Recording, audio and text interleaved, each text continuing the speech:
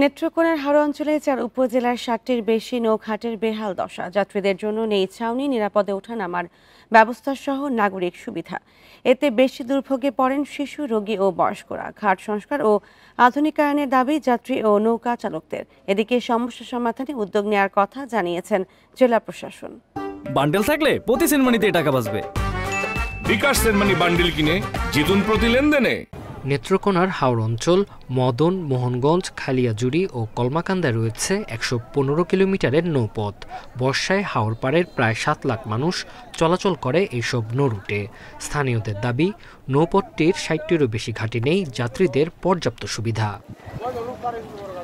ঘাটগুলোতে নৌযানে যাত্রী ওঠানামার সুব্যবস্থা না থাকায় রোগী, বয়স্ক মানুষসহ যাত্রীরা পড়েন বিড়ম্বনায়। যাত্রী ছাউনি না থাকায় রোদ ও বৃষ্টিতে ভোগান্তিতে পড়েন তারা। এছাড়া নৌকায় ওঠানামায়ও প্রায় ঘটছে দুর্ঘটনা। অনেক সময় পিছলাকায় পড়ে যায়, কিন্তু তারপরও আমরা একটা অসুবিধার মধ্যে আছি। আমাদের ভালো ঘাট নেই, নৌকাগুলো যে ভিড়াইবো উঠতে অনেক সমস্যা। অনেক সময় নৌকা ওঠার সময় আমরা পড়ে যাই। নৌঘাটগুলোর আধুনিকায়নের পাশাপাশি নিরাপদ যাতায়াতে সরকারের পদক্ষেপ নেওয়ার দাবি স্থানীয়দের।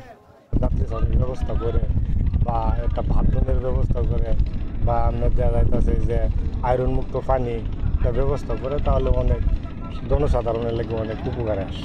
নৌঘাটের সমস্যা সমাধানের আশ্বাস দিয়েছেন জেলা প্রশাসক। পর্যায়ক্রমে পদক্ষেপ নেওয়ার কথা জানান তিনি। যাত্রী ছাউনি আমরা এটা করে দিতে পারবো, জেলা পরিষদ থেকে আমরা যাত্রী ছাউনির ব্যবস্থা করতে পারবো।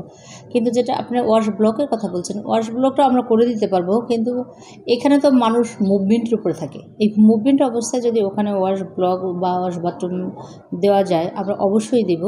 নেত্রকোনার হাওড় অঞ্চলের মানুষের যাতায়াত এবং পণ্য পরিবহনে এই নৌপথগুলোর গুরুত্বপূর্ণ ভূমিকা রাখে। এসব নৌপথে চলাচল করে অন্তত ২,০০০ যাত্রীবাহী নৌযান। Independent news.